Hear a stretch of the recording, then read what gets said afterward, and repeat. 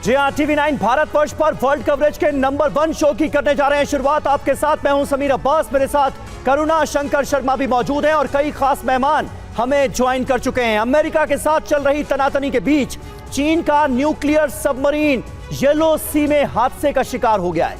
Nuclear war के खतरे के बीच इस हादसे ने दुनिया की चिंता बढ़ा दी है। क्या येलो सी में चीन कुछ खतरनाक करने वाला था? क्या चीन के सबमरीन को निशाना बनाया गया? क्या इसमें अमेरिका और उसके सहयोगियों का हाथ हो सकता है? इतने बड़े हादसे पर चीन आखिर चुप क्यों है? चीन छुपा क्या रहा है? क्या यह सिर्फ हादसा नहीं है? क्या चीन को अपना राज खुलने का डर सता रहा है? ये तमाम सवाल सामने आ रहे हैं। चीनी न्यूक्लियर सबमरीन हादसे पर अमेरिका और नेटो भी अब तक चुप क्यों हैं? आज चीन के सबमरीन हादसे पर ही हम करने जा रहे हैं विस्तार से बात। और देखिए, बड़ी खबर आपको बता दें, इससे जुड़ी हुई ही चीन की न्यूक्लियर पनडुब्बी जाल वाली साजिश आज हम डिकोड कर रहे हैं। और देखिए खबर क्या है, चीन की परमाणु पनडुब्बी हादसे का शिकार हुई 55 चीनी नौसैनिकों की मौत की खबर है। ब्रिटेन की खुफिया रक्षा रिपोर्ट से इस बात का बड़ा खुलासा हो रहा है। पीले सागर में चीन के शेडोंग प्रांत के पास यह हादसा हुआ है और अब इसमें यह बात कंफर्म हो रही है कि 55 चीनी नौसैनिकों की मौत हुई है। लेकिन बड़ा सवाल यह कि क्या कोई ऐसी साजिश थी जिसके जाल में चीनी पनडुब्बी फंस गई, उसी का शिकार हो गई और उसके बाद चीनी नौसैनिकों की मौत हो गई? और अगर यह साजिश थी तो आखिर चीन कर क्या रहा था येलो सागर में? बिल्कुल, कई अहम सवाल इस वक्त हमारे सामने हैं। अब आपको डिटेल में बताते हैं कि आखिर हुआ क्या है। चीन की परमाणु पनडुब्बी दुर्घटनाग्रस्त हुई है। क्या इसके पीछे कोई बड़ी साजिश है? यह अपने आप में एक बड़ा सवाल है। टक्कर के बाद ऑक्सीजन सिस्टम फेल होने की खबर सामने आ रही है। ऑक्सीजन सिस्टम से जहरीली गैस भी निकली है। पनडुब्बी की मरम्मत सतह पर लाने में 6 घंटे लग गए। दम घुटने से पीएलए के चीनी सैनिक जो हैं वो 55 उनकी संख्या बताई जा रही है जिनकी मौत हुई है। पीएलए के 55 नौसैनिकों की दर्दनाक मौत हुई है इस हादसे में। 22 अधिकारी, 7 अधिकारी कैडेट, 9 जूनियर अधिकारी, 17 नाविकों की जान ले ली है इस बड़े हादसे ने।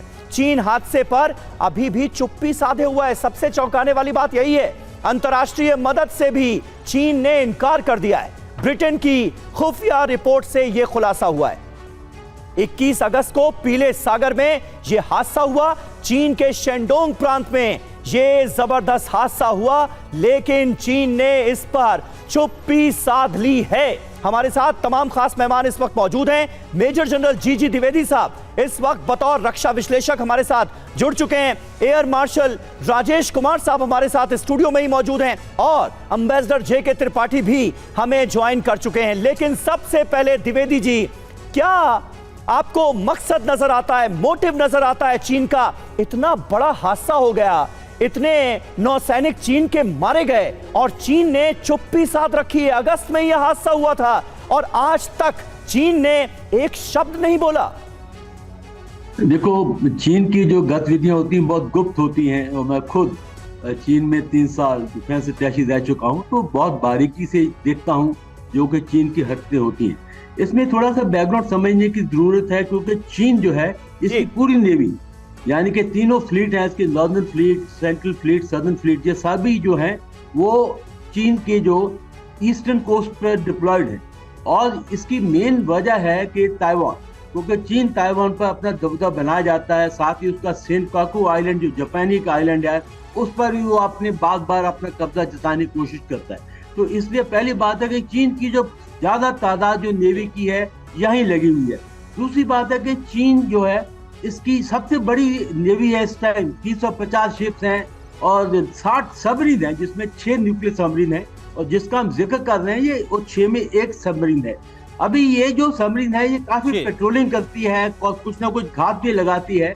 तो जो जहां तक मेरा अंदाजा है कि ये सबमरीन थी कोई मिशन पर थी और वो मिशन में कहते हैं कि ये शायद वो चाहते थे कि जो यूके का नेवी है वो उधर से ना गुजरे, और इनकी कोशिश होती है कि ताइवान स्टेट में कोई भी बाहर की नेवी ना गुजरे, इसलिए वो अपने डिप्लॉयमेंट करते हैं।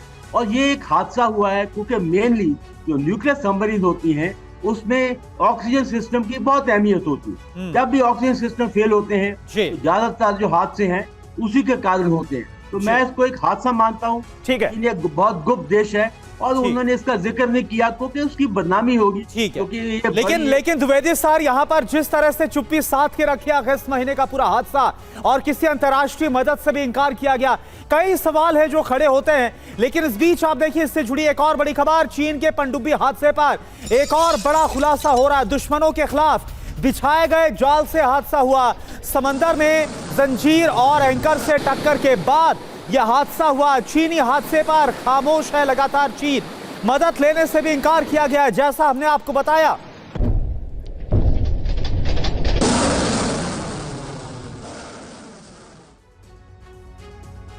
तो चीन ने समंदर में अपने दुश्मनों के लिए जो जाल बिछाया था, उसी जाल में चीन की पनडुब्बी फंसी और यह दर्दनाक हादसा हो गया। दरअसल चीन दुश्मन देशों की पनडुब्बियों को फंसाने के लिए समंदर में एक ट्रैप लगाता है। जंजीर और जहाज को रोकने वाले एंकर और एक ट्रैप को बनाया गया था। दावा इस बात का है कि चीनी पनडुब्बी इसी से टकराई और फिर इस टक्कर के बाद सबमरीन और ऑक्सीजन सिस्टम ध्वस्त हो गया। परमाणु पनडुब्बी हादसा, अब इसको लेकर पूरी जो जानकारी आ रही वो आप देखिए। दरअसल ये परमाणु पनडुब्बी जो कि टाइप 093, ये जो परमाणु पनडुब्बी उसके बारे में जानकारी दे रहे ब्रिटिश यूएस पनडुब्बी को फंसाने के लिए पूरा जो जाल है वो बिछाया गया था। किस तरह की परमाणु पनडुब्बी थी ये इस वक्त हम आपको बता रहे हैं, टाइप 093। और क्या परमाणु हादसे के पीछे कोई बड़ी साजिश, ये एक बहुत बड़ा सवाल है।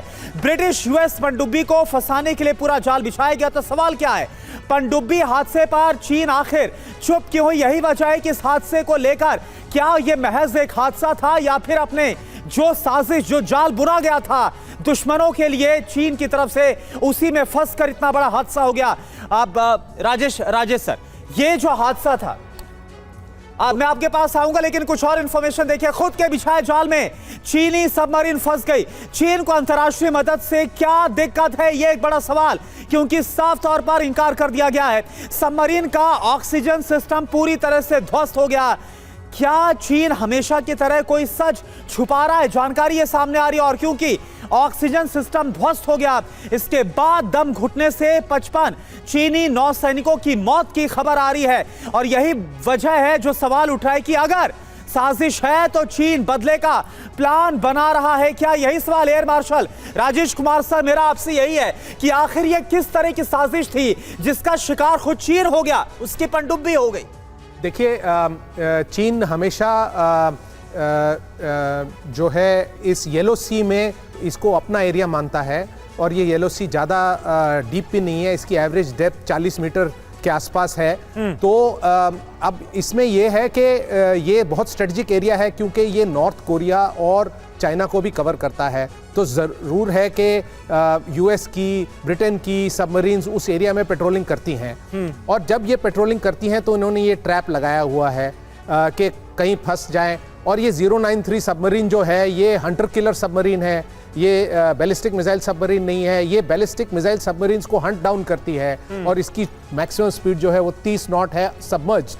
तो अब आप देखिए कि इन्होंने जिस प्रकार की खबरें आ रही हैं कि 12 अगस्त के आसपास इन्होंने ये जो ट्रैप लगाया, और शायद ब्रिटिश नेवी की एक सबमरीन उस एरिया में थी, तो उसका पीछा करते हुए और उसको इस ट्रैप में लगाने के बदले वो खुद ही इस ट्रैप में फंस गई।